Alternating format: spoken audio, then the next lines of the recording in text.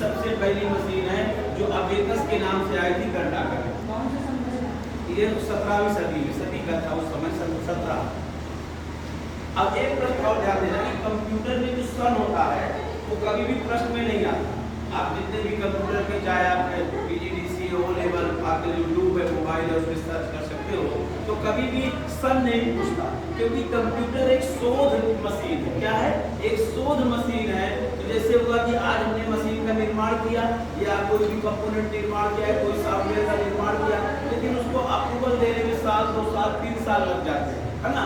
तो इसलिए उसमें कौन सा सन, अब क्या हुआ, जो बुक बनाने वाले होते हैं या जो उसके स्पेशलिस्ट होते हैं, वो किसी ने दे दिया कि अब उसको एग्जैक्टली पता था कि उसने इस सन में बनाया था, इस डेट को बनाया था, उसने वो लिख दिया।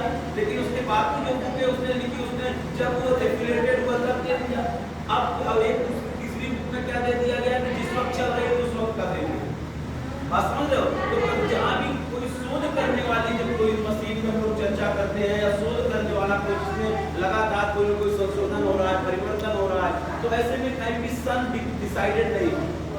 इस सन हम पार्टिकुलर बता दें कि इसी सन में इसका आविष्कार हुआ एग्जैक्टली, क्योंकि युद्ध की घटना, इतिहास जो होते हैं, तो इतिहास में सन एकदम एग्जैक्ट है, वहाँ पे सन है और जन्म का भी सन होता है, ठीक है। लेकिन जब जहाँ शोध का होता है, जन्म होने के बाद एक बहुत चीजें, जैसे वैक्सीन है, हमारी जो कोरोना की वैक्सीन है, बहुत वैक्सीनें बनी, है ना, बहुत वैक्सीनें बनी, लेकिन क्या हुआ, अब किस सन को बनी, कुछ बनी, कुछ अप्रूवल नहीं मिला, तो काम खत्म हो गया।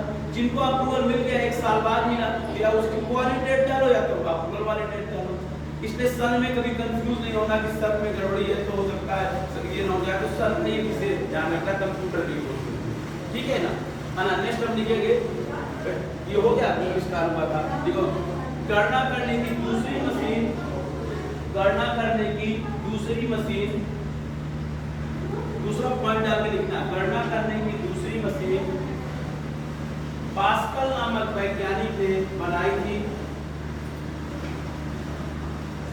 पास्कल नामक वैज्ञानिक ने बनाई थी।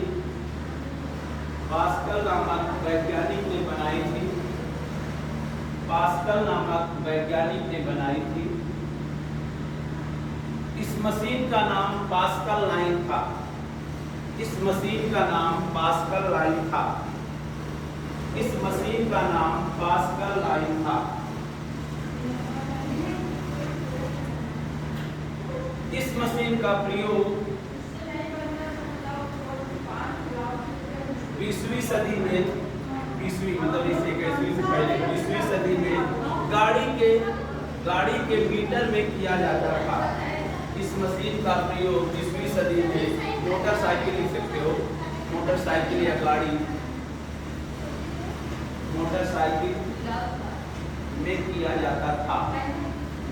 किया जाता था। किया जाता था। ठीक है। तो गणना करने की जो दूसरी मशीन हमारी बनी थी उसका नाम था पास्कल लाइन, जो हमारी स्क्रीन पे दी गई है। ठीक है।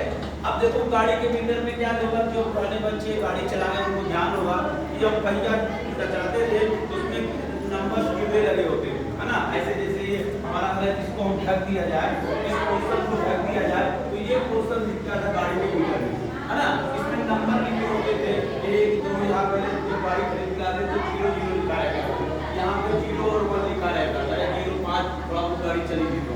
अब यहीं पे जब नंबर 10 हो जाता तो यहाँ नंबर बढ़ जाता, और जब ये 10 हो जाता तो इधर बढ़ जाता, फिर ये 10 हो जाता तो इधर 1 बढ़ जाता था। तो ऐसे ही गाड़ी का मीटर हुआ करता था। बहुत बच्चों ने देखा होगा 20वीं सदी में ने दिखाया कि जब यहाँ पे हम लोग 2007 के बाद डिजिटल मीटर आ गया गाड़ियों में, है ना, उसमें अब ऐसी पद्धति नहीं है।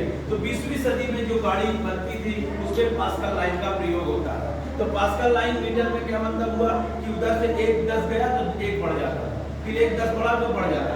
तो काउंटिंग करने की दूसरी मशीन जो बनाई गई थी उसका नाम था पास्कल लाइन। जैसे हम लोग स्लेट बारे में गिनती करते हैं उसी प्रकार से यहाँ पे, ठीक है।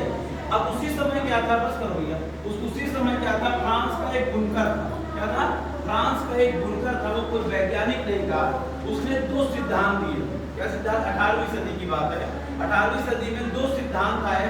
पहला सिद्धांत था, देखो फ्रांस के बुनकर द्वारा दिए गए सिद्धांत, बंद कर दो,